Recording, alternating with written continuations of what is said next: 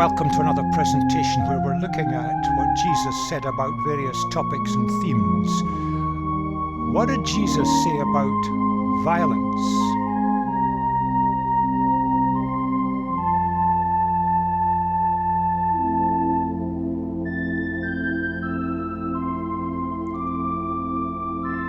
Plenty of violence around in the world today with great suffering.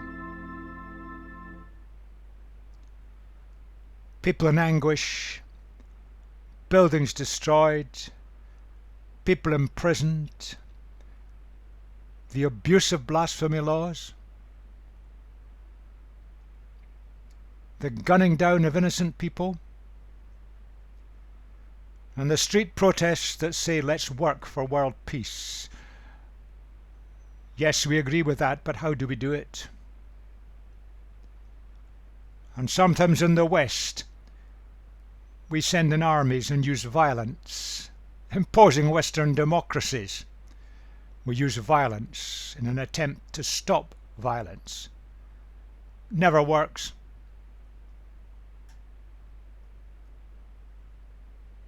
Global violence is a problem.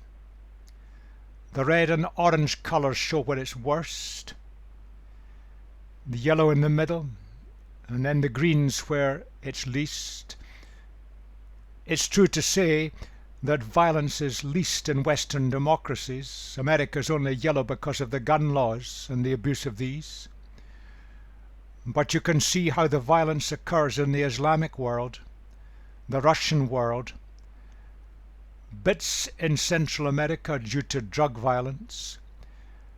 And this map is a year or two out of date, and probably today China would be moving into the orange area because of its abuse of violence. It's a growing world problem, and a lot of people lose their lives. That's a frightening figure. For younger people, a leading cause of death, and amongst them, violence is a major problem. Death, suffering and misery. And yes, we want to join with those who say let's work for world peace. But how do we do it? What did Jesus say about violence?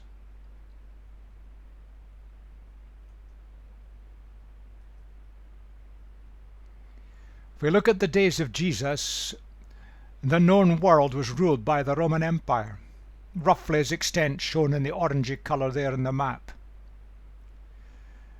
It's estimated it ruled over about 320 million people, perhaps around 15% of the entire world population at that time.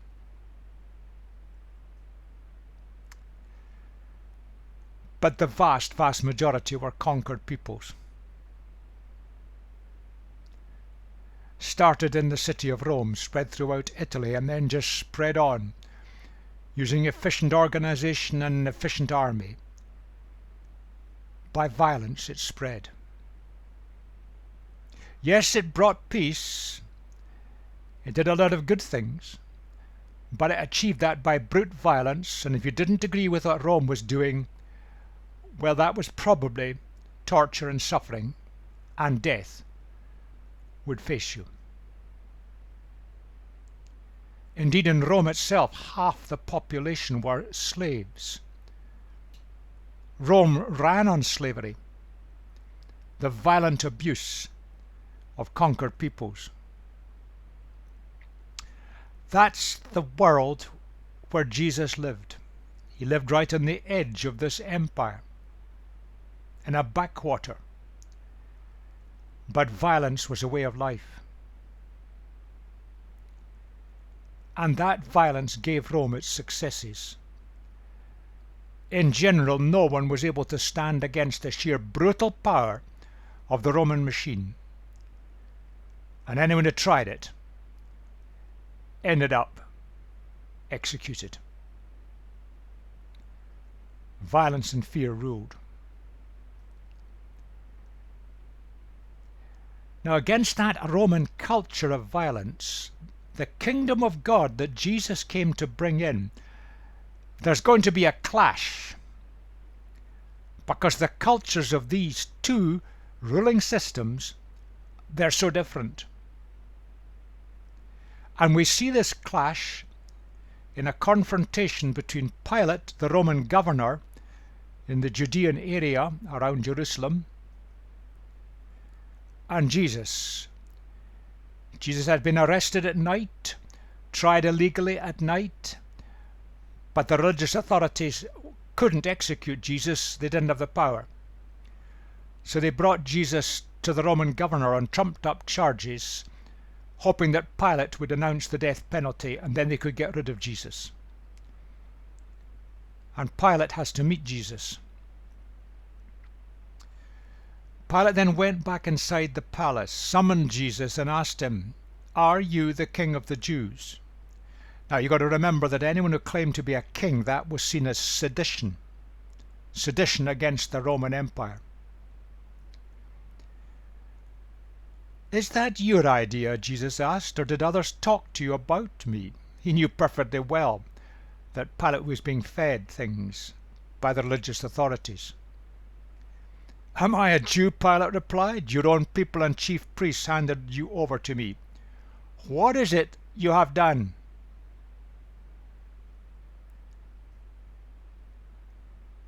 Now this is the really important bit. Jesus said, "My kingdom is not of this world. If it were, my servants would fight to prevent my arrest by the Jewish leaders. But now my kingdom is from another place." The kingdom that Jesus brought is a spiritual world where people commit their lives to follow the way of Jesus. Jesus brought in the kingdom. He invited people into it. There are no entry conditions other than wanting to come in. You come into the kingdom recognizing we need something better. Jesus welcomes us in. We become children of God. But that kingdom is a spiritual world where people say, "No, I want to live a better life. I want to live the Jesus way. I know I've messed up. Help me. My kingdom is not of this world." That is the central key point. And violence is ruled out completely. That's what Jesus was saying. Violence will never be used, should never be used, to extend the kingdom of Jesus. Now there are plenty of critics of the Bible, and they can find all sorts of passages in the Old Testament where violence is described. Usually they use an old version of the Bible in 16th century English, which makes it even more confusing. They then say, "Oh, but violence is here." But they ignore that simple fact.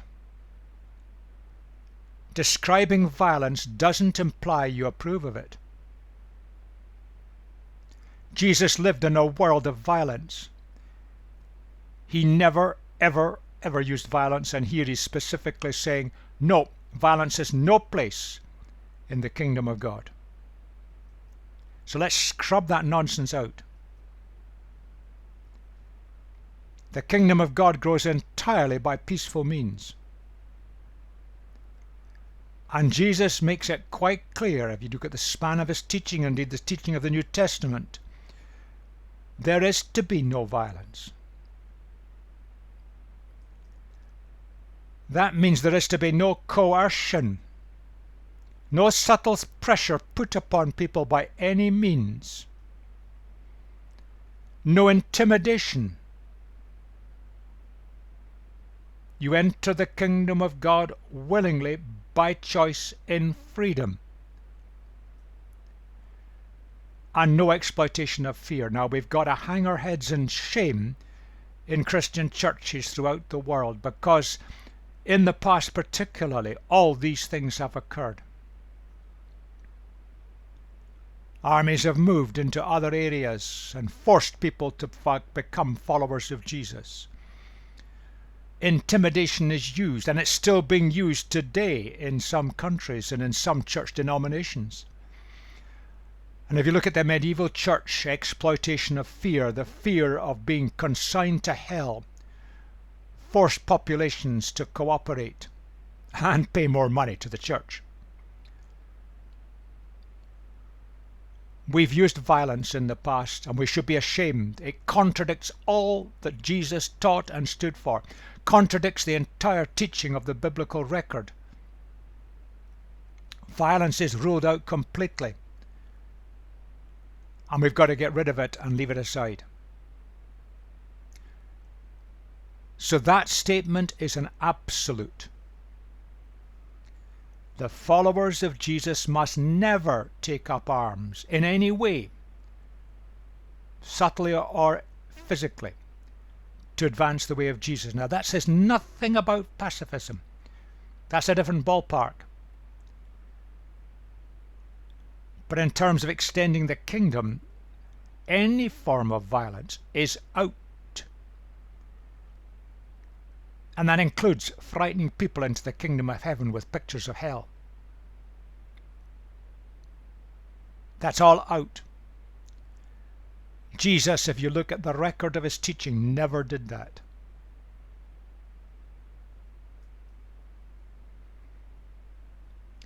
Yeah, violence is everywhere. We tend to focus on the physical violence, the end result being death, enforced starvation of populations. But there are other forms of violence. To call someone a bigot because you disagree with them is verbal violence. To use psychological pressures against groups, individuals, or populations is violence. And today in the world, rape is still being used as a weapon of war, and you saw this tragically with the Islamic State's growth in the Middle East, which came as a direct result of stupid Western intervention in the Middle East, trying to settle violence by using violence. It never works. And women suffered horrendously. The main sources of violence in the world today, well, there's a lot of that. Many forms. Domestic abuse, right up to all kinds of sources of violence and intimidation in wider society, the workplace, the violence against groups, vendettas run against them by authorities, even in democracies in the West, minorities. Violence is being used against them, often psychological, through the law courts, through the police. Personal violence. But a lot of the violence in the world has a religious or a political origin. Now we've got to be very careful here. The media so often pictures the religious violence, but very one-sidedly. If you look at the facts, political violence is a far, far greater force than any religious violence. But the two together are directed today at the followers of Jesus. Now you'd never guess that from the media coverage. But news outlets, independent organizations, even reports from the United Nations, they all show that very clearly. They're being selectively reported by Western media. But the violence in the world today that's religious and political is directed at the followers of Jesus. Not Hindus, not Buddhists, not Muslims, but at the followers of Jesus. In at least one report, they put it up at 80% is directed at the followers of Jesus. It's certainly the vast majority. And yet, the followers of Jesus were told not to use violence. So we're caught in it in a very unfair way. This is what Jesus actually said. Blessed are you when people insult you, persecute you, and falsely say all kinds of evil against you because of me. You have heard that it was said, love your neighbour and hate your enemy. That must have been a kind of statement that was flying around the culture at the time. But I tell you, says Jesus, love your enemies. Pray for those who persecute you, that you may be children of your Father in heaven. He causes his sun to rise on the evil and the good, and sends rain on the righteous and the unrighteous. God treats all equally.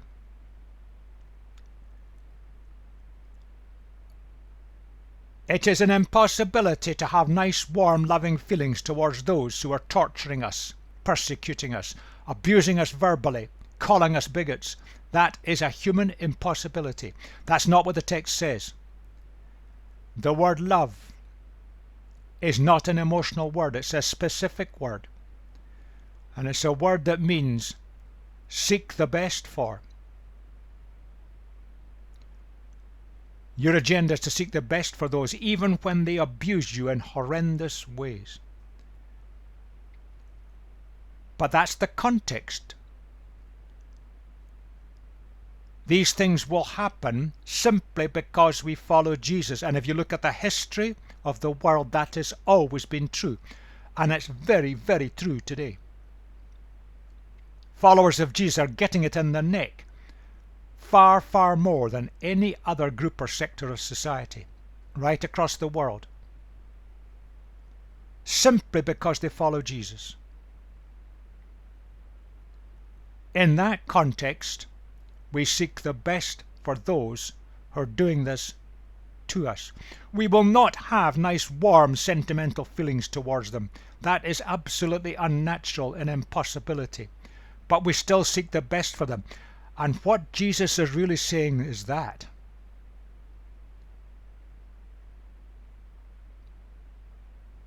if someone treats us violently and badly, the instinct is, let's get our own back.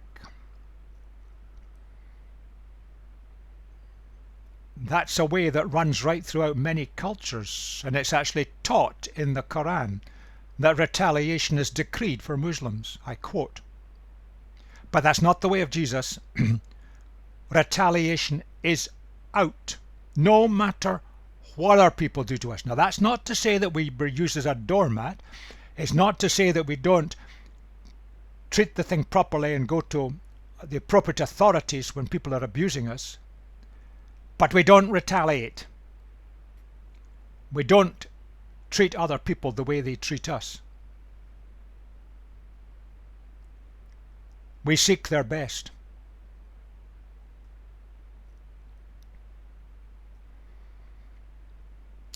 Violence is being used in the world today, not just physical, but every form of violence. It's being used by those who want to gain and hold power. Oh, you can see that in some of the dictatorships in the world today. People want to get their own way, and they're going to use power violence to get it. To impose their own views, very often political or religious. Just to wipe out people who they think are going to be opposition. It's happening in many countries today. And to retaliate and avenge things of the past, perceived wrongs of the past, whether they are wrongs or not. That's why violence is being employed. That's what Jesus said. Put his teaching together, no violence. You don't expand the kingdom of God. You don't expand the way, my way, using violence. When you're abused, no matter how harshly, you don't retaliate. He never retaliated when he was on the cross, being tortured publicly to death, hour after hour after hour, in agony.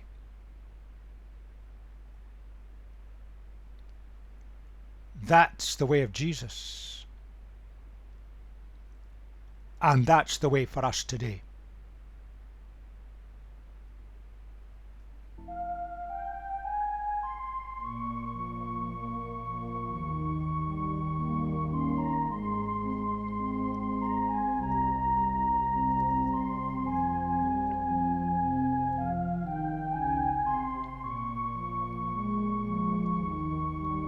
next presentation, which will be the last in this series, what did Jesus say about unanswered prayer?